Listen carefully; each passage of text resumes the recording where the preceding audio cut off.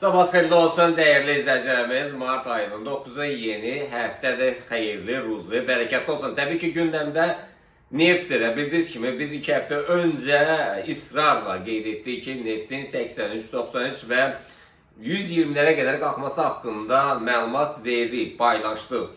Və bundan bir çox traderlər, dünya traderləri yüzlərlə, minlərlə insan bundan istifadə edir və yüksək gəlirlərlə bazardan çıxdılar.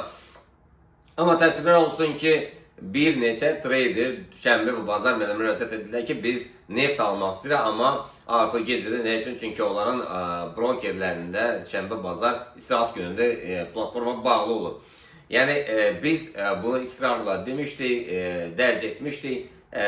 Biz fevralın 24-25'ində artıq bu qalxış haqqında məlumat vermişdik, sürətli qalxış haqqında. Tək bugün bazar 16 dollarlık gaplə, yəni bu tarixi bir hadisədə 16 dollarlık gaplə yuxarıda açıldı və yenidən yuxarı doğru istiqamətdən davam etdi. Bugün nə olacaq? Yəni yenidən qalxacaq mı, qalxmayacaq mı sualına gəldi isə və gapi bağlayacaq mı, bağlayamayacaq mı? Təbii ki 105'dən aşağı formalaşsa təbii ki gapi bağlamaq ehtimalı var. Yəni gap 92-40'lardadır, amma yenidən bay əməliyyatları bugün 113'ten sonra gələcək. Keçək biz qızla səhər saatlarında səhər yəni günü ikinci gəlirli əməliyyatımız təbii ki qızılda oldu. 5123'lərdən biz artıq alış əməliyyatlarındayıq.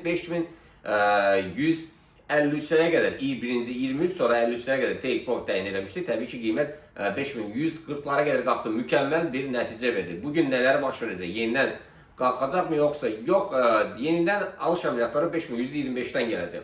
Satışlar isə əsasən də 5070'lərdən əsas satışlar 5070'lərdən gələcək. Yəni biraz diqqətli olun, çünki oraya qədər korreksiya var. Erkən satışlar gələcək. Bunu biz siqnal kanalında dərc edərik. Yəni erkən satışlar 5070'lərə qədər bir erkən satışlar gəlsə biz bunu Telegram siqnal kanalında dərc edərik. Siz də məsləhət görürəm ki, mütləq ödənişli Telegram kanallarından yararlanın. Çünki günün ən vacib xəbərlərini, ən isti siqnallarını biz orada paylaşırıq. Keçək biz euro, dolar, funt, dolar və bitcoin'a və gümüşə səhər saatlarından nələr baş verdi? Yəni tək olaraq deyək ki, gündəmdə olan, yəni bir çox traderləri maraqlandıran neft idi. Deyək ki, o sürətlə yuxarı doğru istiqamətdən davam etdirir. Amma qızıl səhər saatlarında bazar açılandan sonra qızıl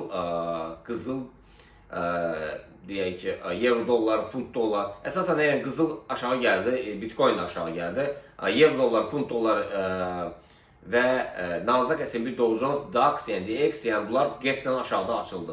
Nələr baş verəcək? Yəni bugün euro, dolarda gapi bağlamaq üçün, yəni bağlayacaq mı yoxsa yox, yəni 1.15 725'dən yuxarı formalaşsa alışlar olacaq, 1.15 200'lərdən aşağı formalaşsa satışlar olacaq. Funtun dolar rəqabətinə gapi bağlamaq üçün 1.33 408'lərdən yuxarı formalaşsa alışlar, 1.32 9'lərdən aşağı formalaşsa yenidən satışlar davam edəcək. Bitcoin-ə gəldidə isə o da səhər aşağı endi və yuxarı doğru istiqamət davam etdirdi.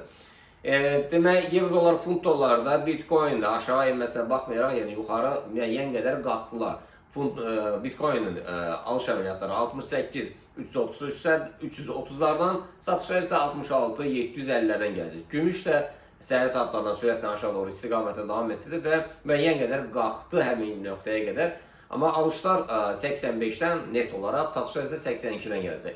Nasdaq, S&P, Dow Jones, DAX ilə DX, yəni bunlar neyəcək? Həftə ərzində açılan gapi, aşağıda açılan gapi yavaş-yavaş yuxarı qalxaraq bağlamağa çalışacaqlar. Belə əsasən də bizə lazım olan 2 həftə öncə dediyimiz neft 120 dollara yəni qalxması. Təbii ki biz keçən həftə 83'ü də gördük, 95'i də gördük.